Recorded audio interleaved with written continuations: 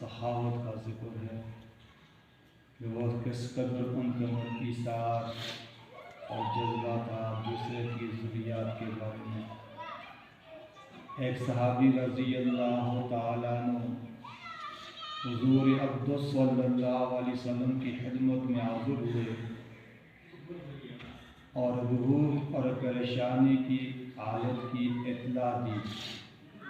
انہیں نبی پاک صلی اللہ علیہ وسلم کو حضور صلی اللہ علیہ وسلم نے اپنے گھروں میں آدمی بھیجا کہ کہیں کچھ نہ ملا، تو حضور صلی اللہ علیہ وسلم نے صحابہ کرام رضی اللہ تعالیٰ عنہ سے فرمایا کہ کوئی شخص ہے جو ان کی ایک رات کی مہمانی قبول کرے۔ ایک انصاری صحابی رضی اللہ تعالیٰ عنہ نے عرض کیا کہ یا رسول اللہ صلی اللہ علیہ وسلم، میں مہمانی کروں گا۔ ان کو گھر لے گئے اور بیوی سے فرمایا کہ یہ حضور صلی اللہ علیہ وسلم کے مہمان ہیں، جو اکرام کر سکے اس میں کسر نہ کرنا اور کوئی چیز چھپا کر نہ رکھنا۔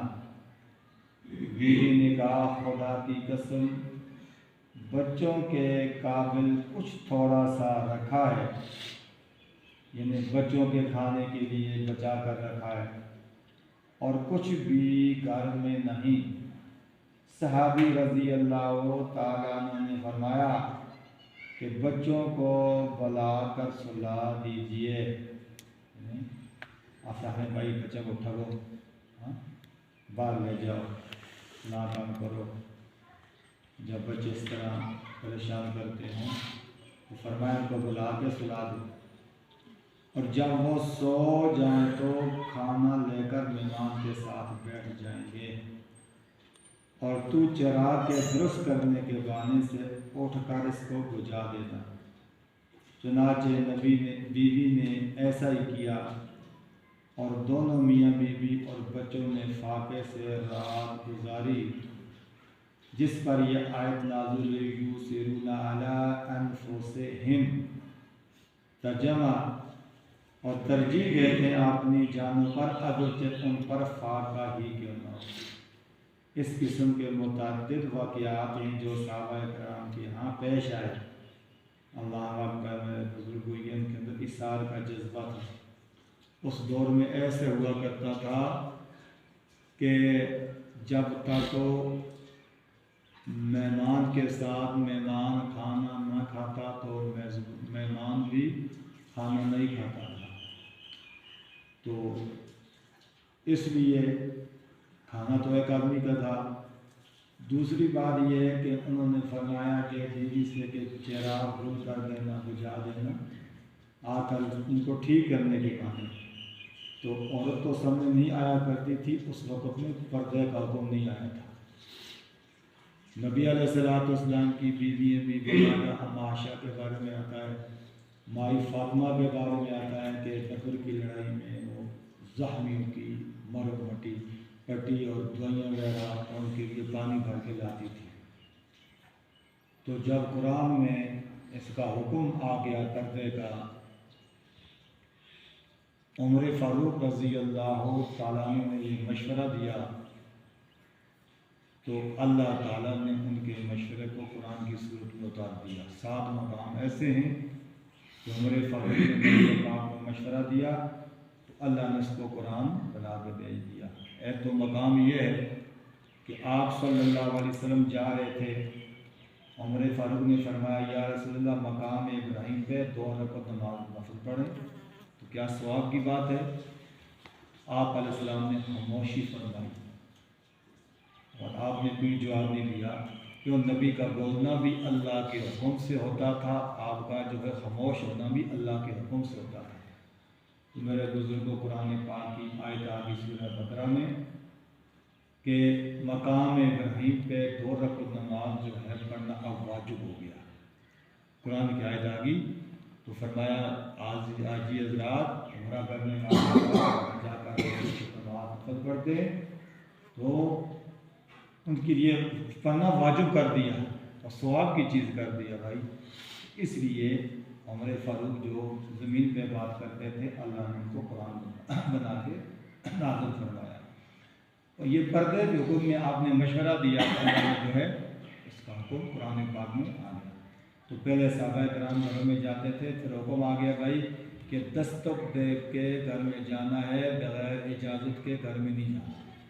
اب پوری امت کے لیے یہی مسئلہ ہے. جو اللہ نے حکم میں آپ نے نبی کے لیے بھیجا اور وہ حکم صرف نبی کے لیے، نبی کی تمام امت کے قیامت تک کے لیے ہے. ایک دیکھو خاتون بھی جو ہے میرے بزرگوں، اگر بیوی نکاح میں ہے تو وہ بھی بغیر دستک دیے گھر میں نہیں جا سکتا. اور پھر شریعت میں یہ بات موجود ہے کہ ایک کمرے میں بیٹھی ہے، بہو ہے، ماروں میں سسر اور باپ ماروں میں، لیکن بغیر دستک دیے وہ کمرے میں بیٹھی اور بہو کے کمرے میں نہیں جا سکتا. آپ اس بات سے اندازہ لگائیں گے کہ دوسرا شخص ماموزاد، چچا زاد، خالہ زاد، کوئی پڑوسی، کوئی وغیرہ، کوئی چھوٹا بغیر دستوں کے گھر میں چلا جائے، اس نے شریعت کی خلاف ورزی کی، اس نے شریعت کے اصول کو توڑا. تو جو شریعت کے اصول کو توڑتا ہے دنیا میں جو ہے قانون کو توڑتا ہے. دیکھو نا کہ چلان ہوتی ہے بھائی، جو چلان جو اشارے ہیں ان کو توڑ دیا تو باقاعدہ طور پہ اس میں جرمانہ ہوتا ہے، اس کا چلان کیا جاتا ہے. اس میں جو ہے یعنی قانون کو توڑا ہے. اب یہ جو اشاروں کا قانون ہے اس لیے انسان کے لیے لاگو کیا ہے کہ یہ جان کا تحفظ ہے. اگر ایسا اشارہ نہ ہو تو یہ جان خطرے میں پڑ جاتی ہے انسان کی. تو اس لیے جو اللہ کا حکم ہے یہ ایمان کا تحفظ ہے.